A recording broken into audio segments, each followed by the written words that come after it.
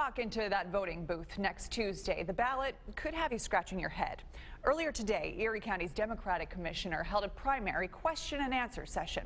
Ed Riley is breaking down the details live in the newsroom. Ed?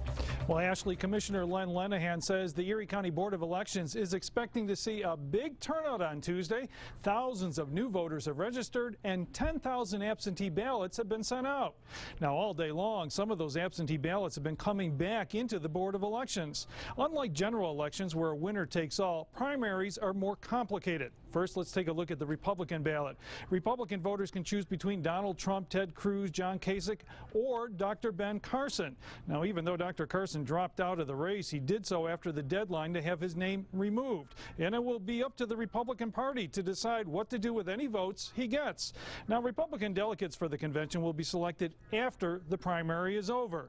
And because there's strict requirements for who can vote in New York State, steps are now being taken to handle any questions at the polls.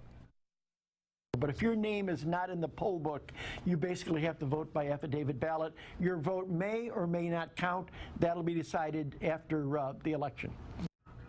The Democratic Party does it differently. Voters can select who they want for their candidate, either Hillary Clinton or Bernie Sanders, but Democratic voters also have to select 7 delegates to go to the convention. Now, all the delegate names are listed, and voters can, if they want, pick people from both the Clinton and Sanders list of supporters.